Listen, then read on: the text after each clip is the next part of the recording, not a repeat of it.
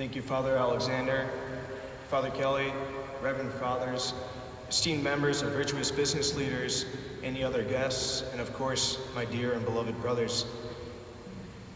A priest's hero is a priest who has marked or impacted the life of a young man, specifically in such a way that has impacted his spiritual life and his discernment of his vocation.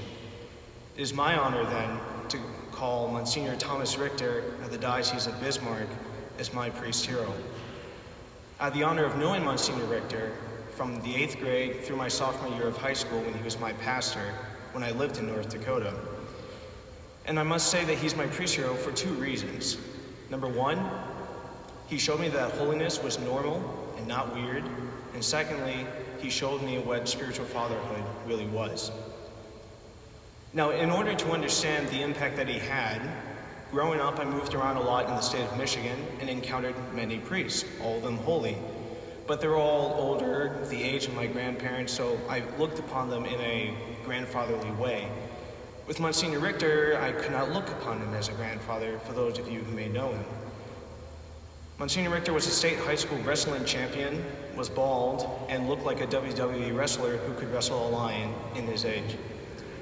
He also would pound the fist of my dinner table rather heavily, so much so that I would be thinking, the next time he hits it, he's going to break it and fall on my legs.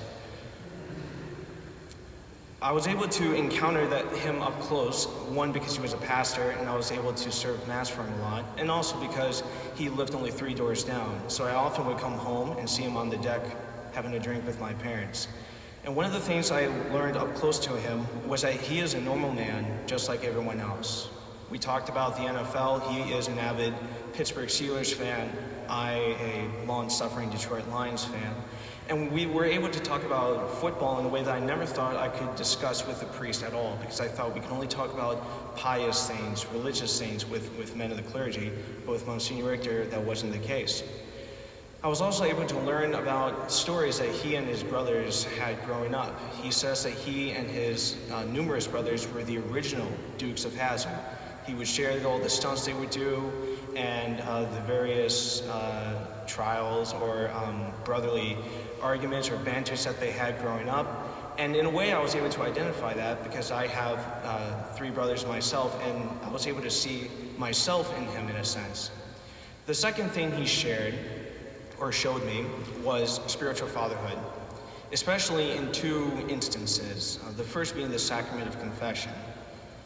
Going to him, often confessing the same sin over and over and over, thinking each time, all right, this time, this is it. One too many, he's going to get upset, he's going to yell at me and give me the most stiff penance I've ever had. But each and every time I stepped into the confessional and confessed that same sin that I had repeated on multiple occasions, he would always say, with an intensity and tenderness of a father, "It is good that you are here. God bless you." And I was taken back thinking, like, I thought you were going to yell at me, Monsignor. But then he would sit me down, pierce through everything that I would throw onto my confession, and he would get to the heart of the matter and was able to help me with some, what you might call spiritual direction in the confessional.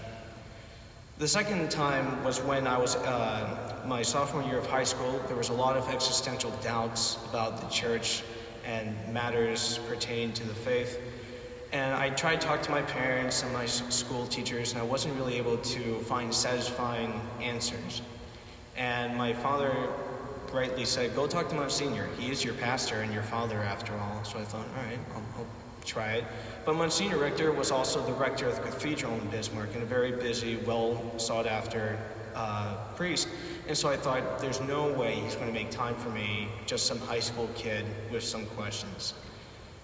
And just like the confessional, he set aside time for me, and he was able to receive me as a father receiving his son in the faith, and was able to sit down with me and tear everything through. And again, he didn't say these words, but I just felt like I was in the presence of the Father. It was as if he was saying again, "God bless you. It is good that you are here." Each and every time I served with him, each and every time I saw him at my house, each and every time I saw him on a retreat, he was always there as a spiritual father. And so if, God willing, I am called to be a priest, I only hope that I can emulate a portion of the spiritual fatherhood that Monsignor Richter has shown to me. So, Monsignor Richter, if you ever come across this video and I said something wrong, please don't put me in a chokehold. I hope I spoke well of you. But I do want to thank you for your priesthood, for your witness, and most of all for the fatherhood that you have received from the Father himself and have allowed yourself to become an instrument in my own life.